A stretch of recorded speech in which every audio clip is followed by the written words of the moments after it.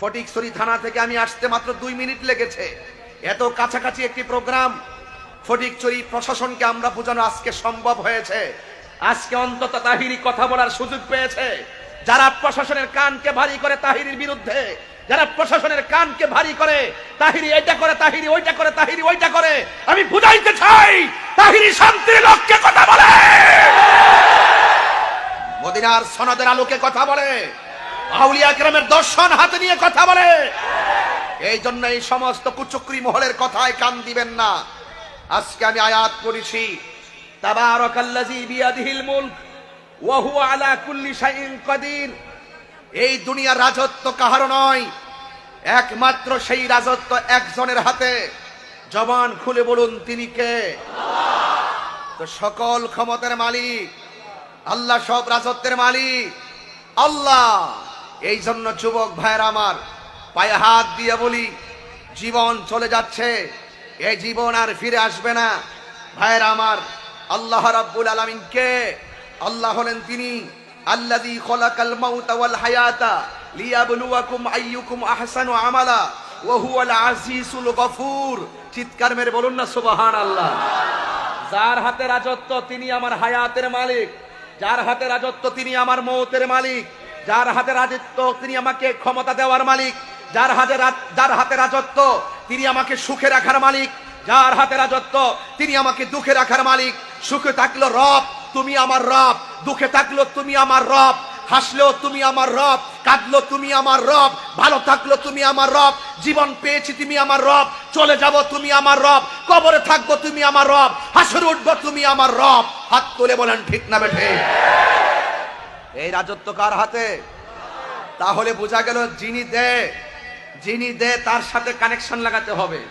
আজকে ফটিকছড়ি মানুষ ওই মনিবের সঙ্গে কানেকশনের বন্ধনে আবদ্ধ হওয়ার জন্যই দিনের বেলায় এই মাহফিলটা সাজিয়েছেন।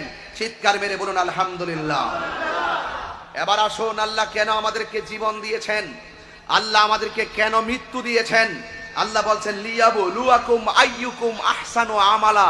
আমি তোমাদেরকে জীবন দিয়েছি পরীক্ষা করার জন্য, আমি তোমাদেরকে মরণ দিয়েছি পরীক্ষা করার জন্য, যে এই জীবন আর মরণের মাঝখানে তোমরা আমলে কে বেশি পারদর্শী, কে উত্তম আমল করতে পারো।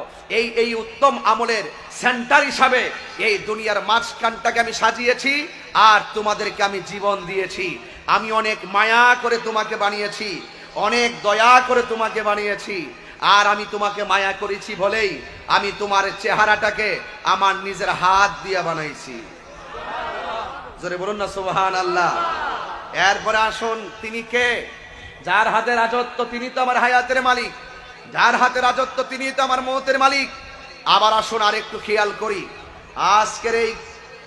আজকের ফটিকছড়ি করোনেশন সরকারি আদর্শ উচ্চ বিদ্যালয় মাঠ, এই মাঠে আংশিক কিছু ছাদ সামিয়ানা দেওয়া হয়েছে।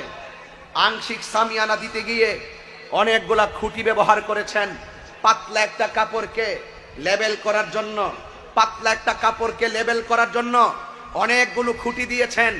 আর খুঁটিগুলো যদি মাটিতে শক্ত করে না গাড়তেন, উপরের পাতলা কাপড়টা খুলে ঢিল হয়ে মাটির মধ্যে পড়ে যেত। আল্লাহর কোরআন সূরা মুলুকের মধ্যে আল্লাহ রাব্বুল আলামিন সুন্দর করে তিনি বলে দিয়েছেন।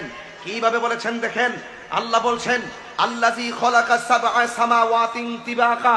তোমরা একবার আসমানের দিকে তাকিয়ে থাকো, একবার আসমানের দিকে তাকিয়ে থাকো, আমার রব তো তিনি। আরে বাবা, আজকে স্টেজটা লাগাইলাম, কত বাঁশ দিয়ে পর্দা টানাইলাম, আর আল্লাহর কোরআন বলছে আসমান হলো 7টি স্তরে আসমান, একটা আসমান থেকে আরেকটা আসমানে যাইতে 500 বছরের রাস্তা। এই 7টা আসমান আল্লাহ স্তরে স্তরে বানাইছেন, কিন্তু একটা খুঁটিও ব্যবহার করে নাই। জোরে বলুন না সুবহানাল্লাহ।